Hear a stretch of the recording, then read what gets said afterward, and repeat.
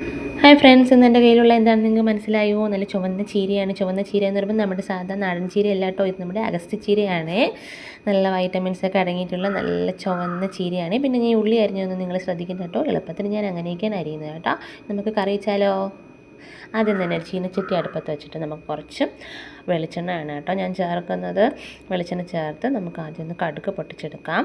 അപ്പോൾ ആദ്യം ഒന്ന് കടുക് ചേർക്കുകയാണ്. കടുക് ആവശ്യത്തിനുള്ള കടുക് ചേർത്ത് പൊട്ടിയതിന് ശേഷം ഞാൻ നമ്മുടെ അഗസ്ത്യ ചീര നമ്മുടെ ചീനച്ചട്ടിയിലോട്ട് ഇടുകയാണ് കേട്ടോ.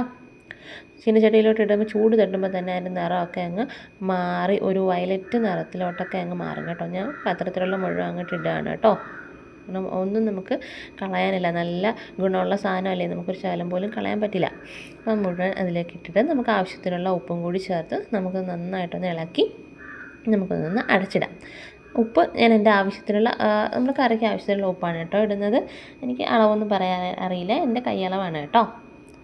ആവശ്യത്തിനുള്ള ഉപ്പും ചേർത്ത് നന്നായിട്ടൊന്ന് ഇത് ഇളക്കി മിക്സ് ചെയ്തപ്പോൾ തന്നെ അതിൻ്റെ നിറമൊക്കെ മാറി ഒരു വയലറ്റ് നിറത്തിലോട്ടൊക്കെ ആയിട്ടുണ്ട്. ഇത് നമുക്ക് ഒരു 10 മിനിറ്റ് നേരത്തേക്ക് നമുക്കൊന്ന് അടച്ചിടാം കേട്ടോ. ഇടയ്ക്കൊന്ന് ശ്രദ്ധിച്ചോളണം, ചിലപ്പോൾ അടി പിടിക്കാനുള്ള സാധ്യതയുണ്ട്. അപ്പോൾ ഒരു മീഡിയം ഫ്ലെയിമിലിട്ടിട്ട് നമുക്കിതൊന്ന് അടച്ചിടാം. ഒരു 5 മിനിറ്റ് കഴിഞ്ഞപ്പോൾ തന്നെ ഞാൻ തുറന്ന് നോക്കിയിട്ടുണ്ടായിരുന്നു. ചീര ആയതുകൊണ്ട് തന്നെ നന്നായിട്ട് വെന്തിട്ടുണ്ടായിരുന്നു കേട്ടോ. 10 മിനിറ്റിൻ്റെ ഒന്നും ആവശ്യമില്ല. ഇനി ഞാൻ ഇതിലേക്ക് ചേർക്കാൻ പോകുന്നത് 2 കോഴിമുട്ടയാണ് കേട്ടോ. നിങ്ങളെങ്ങനെയാണ് അഗസ്ത്യ ചീര കറി വയ്ക്കുന്നതെന്ന് ഒന്ന് കമൻറ്റ് ചെയ്യണേ. ഞാൻ ഇങ്ങനെയാണ് ചെയ്യുന്നത് കേട്ടോ. 2 കോഴിമുട്ടയും പൊട്ടിച്ചൊഴിച്ച് അഗസ്ത്യ ചീരയും കോഴിമുട്ടയും കൂടി നന്നായിട്ടൊന്ന് മിക്സ് ചെയ്ത് ഇതിലേക്ക് നമ്മൾ തേങ്ങ അരപ്പും കൂടി ചേർക്കും കേട്ടോ. ഞാൻ അങ്ങനെയാണ് കറി വയ്ക്കുന്നത്.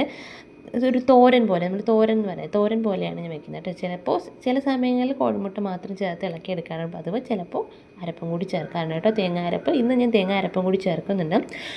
2 മുട്ട പൊട്ടിച്ചൊഴിച്ചിട്ടുണ്ട്. ഇനി ഇതിലേക്ക് ആവശ്യമായിട്ടുള്ള കുറച്ച് ഉപ്പും കൂടി ചേർത്തിട്ട് നമുക്ക് നന്നായിട്ടൊന്ന് മിക്സ് ചെയ്തെടുക്കാം. നമ്മുടെ മുട്ടയും ചീരയൊക്കെ നന്നായിട്ട് മിക്സ് ചെയ്ത് പാകത്തിനായിട്ടുണ്ട് കേട്ടോ. ഇനി നമുക്കിതിലേക്ക് ചേർക്കുന്നത് നമ്മൾ തോരനൊക്കെ ചേർക്കുന്ന അരപ്പാണ് കേട്ടോ. തേങ്ങയും ജീരകവും മഞ്ഞൾപ്പൊടിയും പച്ചമുളകും വെളുത്തുള്ളിയൊക്കെ ചേർത്തിട്ടുള്ള ഒരു മിക്സാണ് കേട്ടോ. ഇത്രയും ചേർക്കുന്നില്ല, ഒരല്പം മാത്രം, കുറച്ച് മാത്രം ഇതിലേക്ക് ചേർത്ത് ആ അരപ്പും കൂടി ചേർത്ത് നമുക്കൊരു 2 മിനിറ്റ് നേരം ഒന്ന് അടച്ചിടാം കേട്ടോ. ഒരു അരപ്പ് ഒന്ന് ചൂടായി വരാൻ വേണ്ടി മാത്രമായിട്ടൊന്ന് അടച്ചിട്ട് നമുക്ക് എല്ലാം കൂടി മിക്സ് ചെയ്തെടുക്കുമ്പോൾ നമ്മുടെ തോരൻ റെഡിയാവും കേട്ടോ.